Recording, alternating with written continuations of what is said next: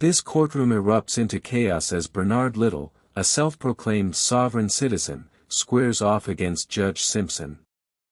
Right from the start, Bernard refuses to acknowledge the court, claiming he is not the legal fiction listed in the case files. He boldly questions the court's authority, demanding to know if he's being tried under commerce, military, or district law, and refuses to accept any explanation. The tension rises as Bernard digs in, insisting his mother was an agent of the state, and that the government manufactured his legal identity. His aggressive tactics push the limits of courtroom patience, forcing the judge to step in and issue stern warnings about contempt. Judge Simpson keeps calm, explaining that any jurisdictional challenges must be filed in writing, not argued on the spot. Despite Bernard's claims of duress and coercion, the judge moves the case forward, setting deadlines for motions, responses, and even a jury trial date. Throughout the hearing, the clash of authority versus rebellion keeps everyone on edge, as the defendant attempts every trick to stall the process. This is more than just a legal battle, it's a dramatic showdown of wills, where law, logic, and courtroom procedure collide. If you think you've seen courtroom chaos before, this one takes it to a whole new level. Full name, Mr. Little. Bernard. Your full name? Bernard. I'm not the corpse. I'm not the corpse. I'm not the fiction that they send me, the caps. I'm not that caps. So who gave you the last name Little? Your mother? The government did. Your mother didn't give you that last name? The government gave it to me. She had to tell the government, didn't she? The government. She was an agent of the state. She was an agent of the state? All right. What are we going to do with these cases, Mr. Little or Mr. Bernard? I would like to know which jurisdiction I'm being tried under so I can adequately defend myself, Your Honor. Read the court rules. I'm not here to give you a law school instruction. Read the court rules. What do you mean? As a matter of record, I would like it to be placed on a matter of record how I'm being, what venue you are using, Your Honor. That's not my obligation, okay? What do you mean it's not your obligation? It is your obligation. You took an oath to uphold. Excuse me. Mr. Little. Yes, sir. Let's stop, all right? What do you mean, stop? Don't talk while I'm talking, first of all. Yes. Yes, sir. All right. Secondly, it is not my obligation to read you the court rules. You're here. If you don't want a lawyer that is... I'm not asking you to read me the court. I'm not finished talking. If you don't want a lawyer that's versed in the rules, then you are... So all of that, what kind of jurisdiction it is and all of that stuff, I'm not here to teach you that. I'm here... You're not here to teach me, but you're here to inform me what jurisdiction that you're operating in so I could defend myself. I'm not asking you to teach me anything. You're not teaching me anything. You're notifying me of what jurisdiction that you're operating in. Are you operating in commerce? Are you operating in military? What capacity are you trying me in? This is district court. That's what I'm asking. That's what I'm demanding. I'm not asking you anything. I'm demanding you tell me what process are you charging me of? Or are you charging this fiction of? Are you trying to get the bonds? I'm trying to figure out what's going on. You haven't notified me in the capacity how to defend myself. This is district court. These are criminal cases. Read the Michigan rules of court. That's not explaining which venue you are attacking me with. That's not what court. The court is the court. 36th district is not a venue. It's a place. It's an establishment. It explains everything. It's not explaining nothing. I'm asking you to explain Which jurisdiction are you heading me in? That's a simple question. Why are you running from the question? That's the answer. What's the problem with you answering the question, Your Honor? You're going to be the third person that I give 30 days for contempt of court to if you do not. Why would you do that? Why would you do that, Your Honor? Wait a minute. There's going to be some proper decorum in here, right? You're not going to sit here and you're not going to overtalk me. I've given you the answer to your question. If you don't like the answer, let me finish. If you don't like the answer that I'm giving you, then you file a motion on whatever you think jurisdiction is and wherever you think the case should be dismissed. It's not about what. Now you about to go there, all right? One more time, you interrupted me, and we're gonna go there. I said that gives you your opportunity to speak to the court through a motion. So whatever you say, whatever kind of path you want to take with these cases, I'm going to give you the opportunity to do that. But you have to put it in writing now, okay? So I can read it, the city can respond to it, and then I can make a ruling off of who I think is in accordance with the law. All right, Mr. Little? You still, Your Honor, I'm trying to address this matter properly. Okay. And I'm telling you how to address it properly. But you still haven't told me what venue you addressing me in. I just told you, you didn't like my answer. So with that being said, we're not going to go back over this again. You're going to either set the matter for a pretrial date. I'll give you an opportunity to write motions and you can put whatever you feel that the law is, the state of law as you know it, or the state of the law as it is, or with the court rules and the statutory laws and everything. You can put that in there, and then I will let Ms. Snyder or somebody from the city law department respond, and then I will make a ruling on how I feel who's on the right side of the law or not. Okay? Your Honor, am I on record? You are on record. I'd like to make a matter of record that Your Honor hasn't answered my question properly. Okay. I'm not satisfied with Your Honor's answers to my questions. I also feel as though I've been threatened. I feel like I'm under duress right now, or coercion. I like that to be a matter of record. And I'll let you do what you got to do, Your Honor. Okay, so we have a jury trial date already set for 4 of the cases. We'll add these other cases to that jury trial date on May the 7th. May the 7th. And these motions, let's give you a motion date before May the 7th. Why don't you give me the motions by April the 26th, your motion will be due.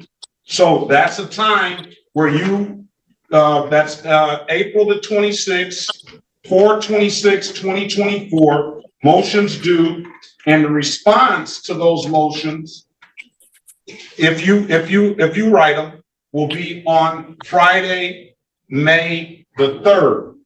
The city will respond if they choose to.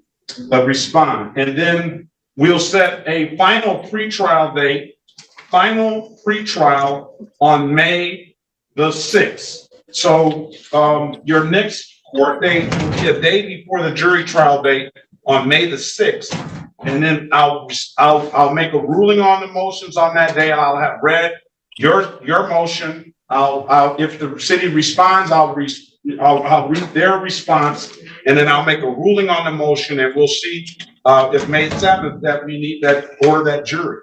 All right. Do you have any further questions, sir? So you put whatever you need to put in that motion, however you feel the state of the law is. I would like to be able to read what you're talking about, because I don't really understand your position right now. All right. We don't understand each other's position, Your Honor. That's what we're trying to come. That's what we're trying to come together with. And that's the purpose of the motion. That's the purpose of putting all of that information you have in the motion so I can read it and review it. I might not still understand it. We probably are not going to understand each other's position. Oh, you will, Your Honor. You will, because it's your language. It's your language. I'll read it. All right. Yes, sir. All right. And just moving forward, let's not argue about the situation. Let's have a conversation about the situation so we can have a little bit better decorum next time. All right, Mr. Little? It's never argument, Your Honor. It may be agreement. You know, because see, I'm passionate about it because my life on the line. Not only my life, my trust.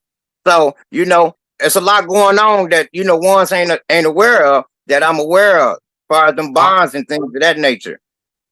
So, you know, I'm fighting for a lot. The tension in the courtroom is palpable as Bernard Little, a man identifying as a sovereign citizen, takes the stand against the authority of Judge Simpson.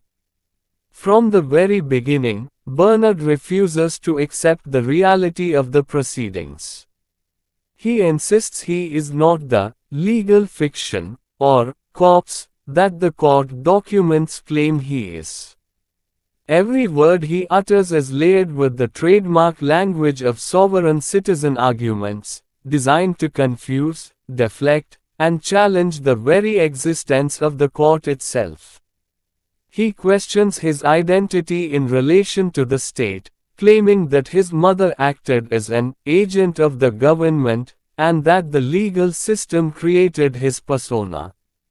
To Bernard, the documents, the case files, and even the courtroom itself are constructs of a system that he does not recognize as legitimate. He pushes further, demanding to know in what venue or capacity he is being tried. Is it commerce, military, or the standard district court? When Judge Simpson calmly explains that this is a regular criminal case in district court, Bernard refuses to accept the explanation, questioning every assertion with a relentless and challenging tone.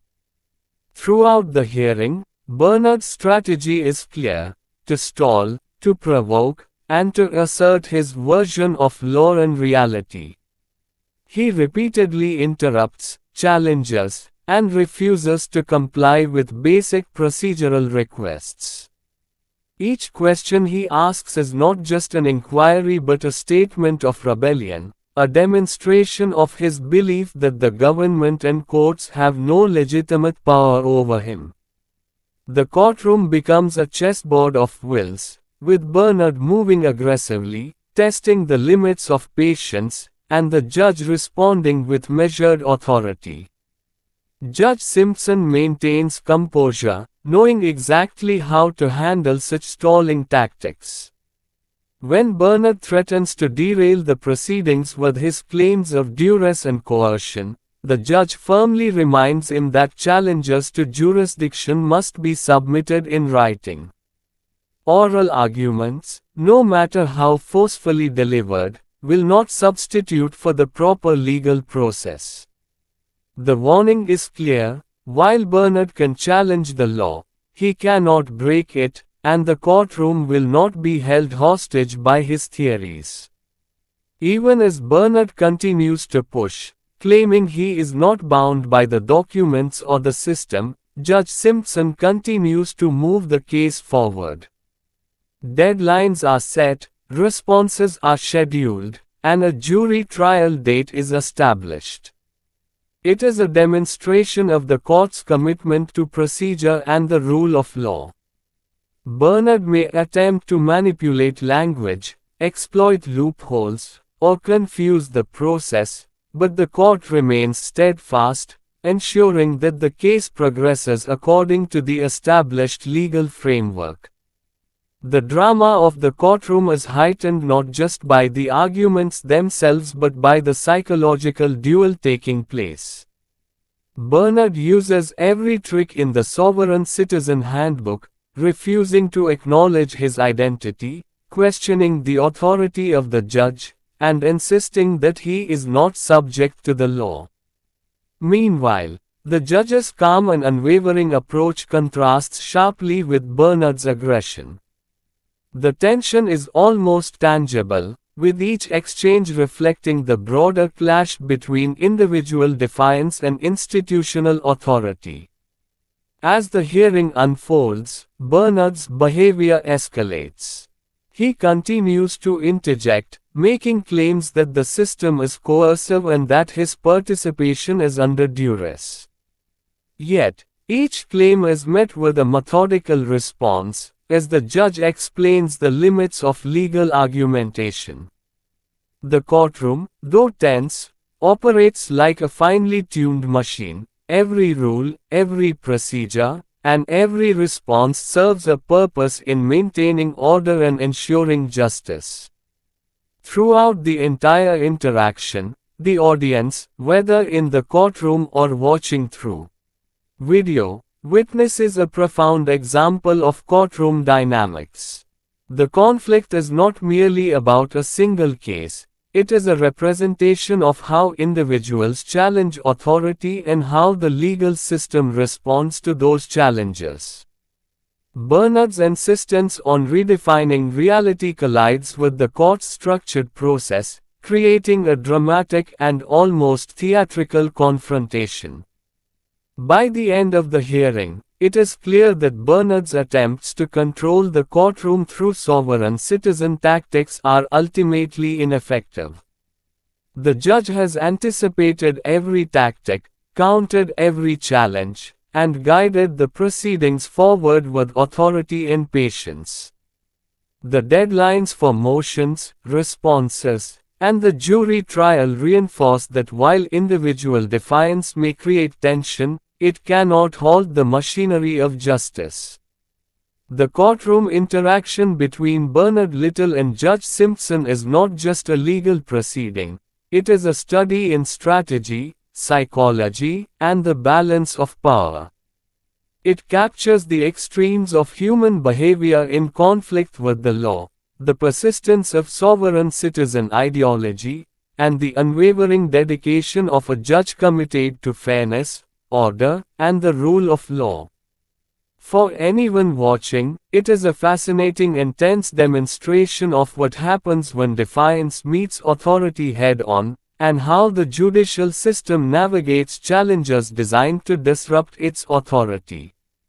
Even as Bernard leaves the courtroom, the echoes of his challenges linger. His language, his refusals, and his claims of non-recognition will be discussed, analyzed, and debated. Yet, the court continues to function, illustrating a key principle: no matter how sophisticated or aggressive an individual's tactics, the structure, rules, and authority of the judicial system remain firmly in place. This hearing is more than a battle between a man and the court. It is a window into a world where law, identity, and authority collide. It is a cautionary tale, an example of strategy, and a reminder of the patience and precision required to maintain order in the face of deliberate disruption. Bernard Little's courtroom confrontation may captivate viewer for its drama, but it also educates on the limits of individual rebellion against a system designed to uphold law and justice.